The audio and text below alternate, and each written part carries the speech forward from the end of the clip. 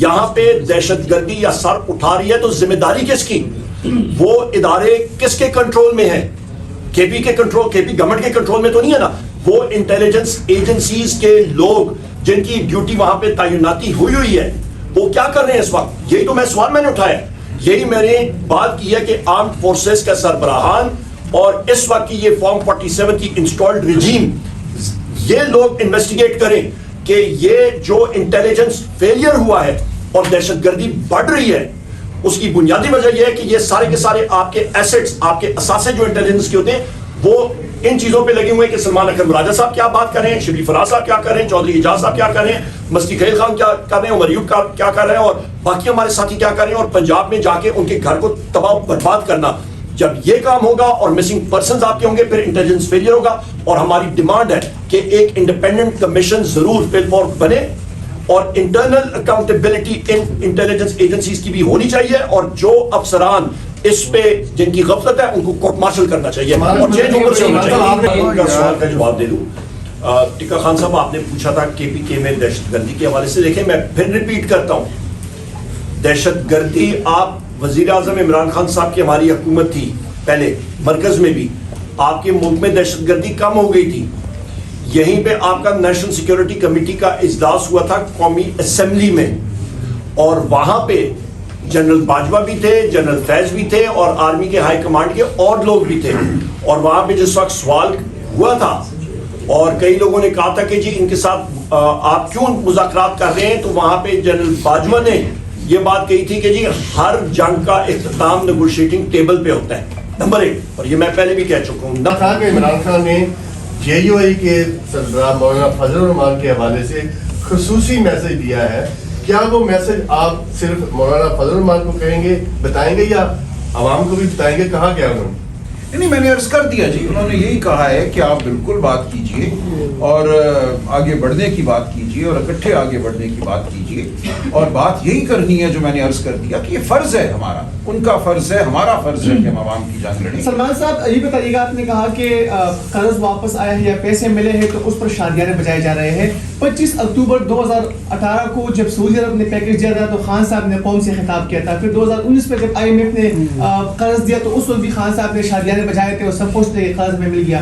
تو اس وقت اور اس وقت میں کیا ڈفرینس ہے؟ اور یہ جو ہمارا ایک وتیرہ ہے یہ چینج کیوں نہیں ہوتا ہے اتنا عرصہ گزر جانے کے باوجود؟ دوسرا یہ کہ آج کیا مولانا فضل الرحمان جمعیت علماء اسلام سے رابطہ نہیں کیا؟ میں آپ کا میں آپ کو آج کیا تھا آخری جملہ کیا تھا؟ آپ نے کوئی ٹیلیفونک رابطہ کیا جمعیت علماء اسلام سے؟ نہیں، آج رابطہ نہیں کیا. باقی عمر ایوب صاحب اس وقت بھی وزیر تھے، آج لیڈر آف دی اپوزیشن ہے، یہ آپ کو بتائیں. میں آپ کو یہ بات بتا دیتا ہوں جی، جو آپ کوٹ کر رہے ہیں وہ غلط اعداد و شمار آپ دے رہے ہیں، کیونکہ میں خود منسٹر فار انرجی بھی رہا ہوں اور منسٹر فار اکنامک افیئرز رہا ہوں، اور یہ فگرز میری فنگر ٹپس پہ ہیں. نمبر 1. نمبر 2، پاکستان تحریک انصاف کے دور پہ قرضے کی ادائیگی زیادہ ہوئی ہے، واپس جو کیے گئے ہیں. نمبر 2، اس پیکج کی بات کر رہا ہوں جو 25 اکتوبر 2018 جی ہم نے بھائی جان، میں آپ کو یہ بات کر رہا ہوں کہ جو قرضہ یا سعودی عرب دیتا ہے وہ آپ کے ڈیولپمنٹل پیکج کے حوالے سے کیا تھا. ہم خود اس وقت میں پاور منسٹر تھا اور ان کی انویسٹمنٹ آپ کی آ رہی تھی، انہوں نے خود اناؤنس کیا تھا کہ وہ بلوچستان میں آپ کے 2 پاور پروجیکٹس میں کرنا چاہ رہے تھے. نمبر 2. نمبر 3 آ جائے، اور اس کے بعد پھر ہماری حکومت جب اس کو ایڈوانس سٹیج پہ لے کے آئے ہماری حکومت ختم ہوگی. نمبر 3 جو ضروری بات ہے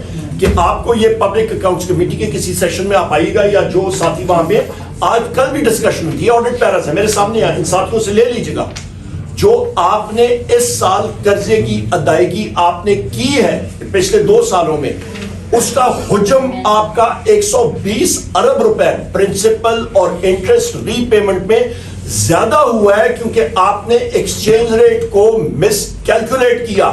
اور اس پہ ہم نے باقاعدہ ان سارے اداروں کو کہا کہ جی جنید خان صاحب جو چیئرمین ہے پبلک اکاؤنٹس کمیٹی کے اور ہمارے صوبائی صدر ہیں کے پی کے، انہوں نے ان کو سمن کیا کہ وہ آ کے اس کو ہمیں بتائیں.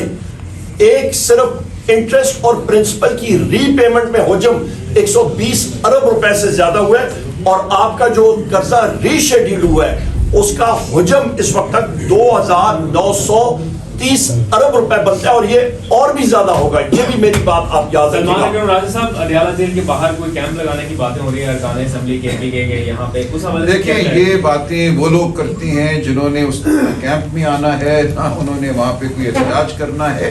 देखिए हम अपने बिल्कुल अपनी सोच के मुताबिक करेंगे, लाए अमल हमारा जो होगा वो किसी ट्वीट के जवाब पे नहीं होगा। हम जो चीज़ मुनासिब समझेंगे मुशावरत के साथ करेंगे। 3 बातें हैं मैं आपसे अर्ज करूँ जो एक शर के तौर पे शरपसंद लोग आजकल सोशल मीडिया पे फेंकते हैं। एक खान साहब की सेहत के हवाले से, एक उनकी रजा के हवाले से, और तीसरी ये क़यादत कहाँ है, अडयाला के बाहर ये कैंप क्यों नहीं लगाती।